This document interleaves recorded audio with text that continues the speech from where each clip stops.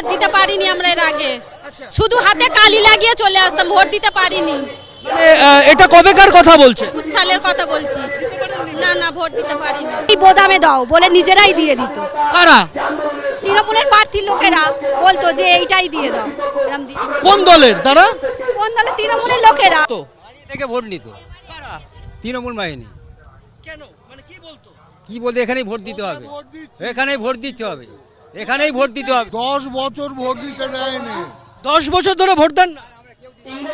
Panchayat vote তাদের মতো দিতে হবে। বিজেপি করে আমাদের ভোট দিতে না, আমার ঘরও ভেঙে দেওয়ার হুমকি দিয়েছে। এইবারে 2026-এ ঘর ভাঙার হুমকি দিয়েছে। সমাজ সামন্ত, ধনঞ্জয় প্রধান, ইসরাফিল শেখ চকদার, হোসেন সামন্ত, এরা সব হুমকি দিয়েছে ঘর ভেঙে দেবে। 21 তারিখ অর্থাৎ আগামী পরশুদিন রয়েছে পুনর্নির্বাচন ফলতা বিধানসভা কেন্দ্রে। আজকে ফলতায় রোড শো করছেন মুখ্যমন্ত্রী শুভেন্দু অধিকারী।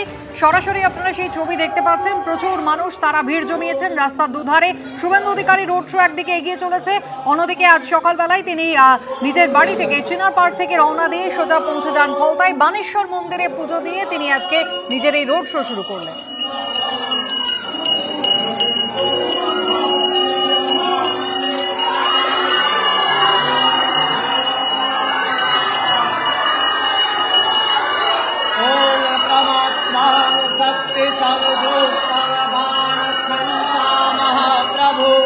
একদিকে তাপমাত্রা যেমন বেশি, তার পাশাপাশি পাল্লা দিয়ে কিন্তু রাজনৈতিক উত্তাপও যথেষ্টই চড়া রয়েছে এই ফলতা বিধানসভা কেন্দ্রে।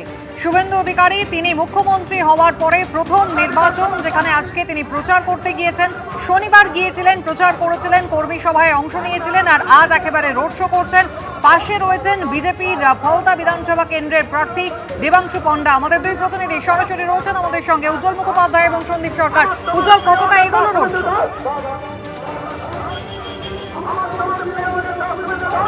দেখো, যেটা বলা হচ্ছে যে এখনো প্রায় 10 কিলোমিটারের মতো রাস্তা বাকি, এবং এখন যে রাস্তাটার উপর দিয়ে মুখ্যমন্ত্রী কনভয় যাচ্ছে মূলত রোড শো করার জন্য, এই অঞ্চলটা কিন্তু জাহাঙ্গীর খানের খাস তালুক হিসাবেই এখানে চিহ্নিত।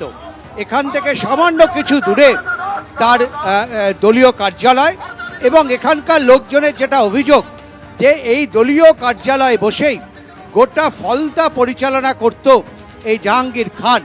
আমরা দেখতে পাচ্ছি রাস্তার দুধারে কিন্তু এই মুহূর্তে প্রচুর পরিমাণে লোক, এবং এত লোক যে মুখ্যমন্ত্রীর যে রোড শোয়ের যে কনভয়, সেটাকে কিন্তু মাঝে মধ্যেই দাঁড়িয়ে পড়তে হচ্ছে। কিছুক্ষণ আগে মুখ্যমন্ত্রী ঠিক 10 মিনিটের জন্য তিনি তার নিজের গাড়িতে উঠেছিলেন, কারণ এখানে এই মুহূর্তে প্রচণ্ড রোদের তেজ। তার মধ্যে মুখ্যমন্ত্রী পুরো রাস্তা দাঁড়িয়ে থেকে ফুল ছড়াতে ছড়াতে যাচ্ছেন গোটা রাস্তা দিয়ে, এবং একই সঙ্গে মুখ্যমন্ত্রীকে কাছে পাওয়ার জন্য, ছোঁয়ার জন্য, অথবা তার হাতে ফুল পৌঁছে দেওয়ার জন্য গ্রামবাসীরা কিন্তু দাঁড়িয়ে রয়েছেন ঘন্টার পর ঘন্টা। এই অঞ্চল দিয়ে শুভেন্দু অধিকারীর কনভয় যাচ্ছে। এই জায়গাটায় কিন্তু এই ফতেপুর, তালান্ডা, এই অঞ্চলগুলো কিন্তু অত্যন্ত চিহ্নিত অঞ্চল, যে সমস্ত নির্বাচনে যেখানে যেখানে সন্ত্রাসের ঘটনা ঘটত, এই অঞ্চলগুলো তো ছিল সেখানে, তার মধ্যে উল্লেখযোগ্য।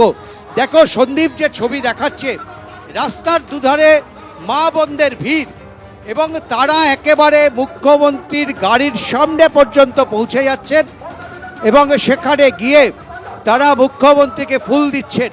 আজকে এই ছবি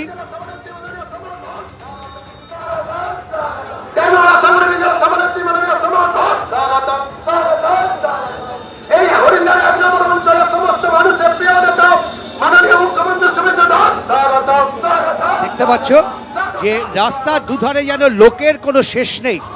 একেবারে গোটা যে রাস্তাটা 25 কিলোমিটার রাস্তা দীর্ঘ পথ, তার মধ্যে সামান্য কিছু যেগুলো ধানা জমি, সেই রাস্তাটা বাদ দিলে বাকি গোটা রাস্তায় কিন্তু এইভাবে মানুষ দাঁড়িয়ে রয়েছেন রাজ্যের বিজেপির প্রথম মুখ্যমন্ত্রীকে দেখার জন্য, স্বাগত জানানোর জন্য। এখানে যারা একসময় বিজেপি করতেন, গতবার বিজেপি নির্বাচনে প্রার্থী হয়েছিলেন, তিনি তার জনসভায় বলছিলেন যে বিগত 5 বছর তিনি ঘরে ফিরতে পারেননি, কারণ তার অপরাধ ছিল তিনি বিজেপির প্রার্থী হয়েছিলেন।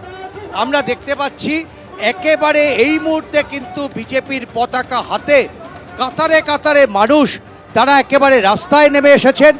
তারা মুখ্যমন্ত্রীকে স্বাগত জানাতে চান, কারণ তারা মনে করছেন যে রাজ্যের এই যে বড় পট পরিবর্তন, সেই পট পরিবর্তনের ক্ষেত্রে শুভেন্দু অধিকারী বিজেপির নেতা হিসেবে তার অবদান অনস্বীকার্য।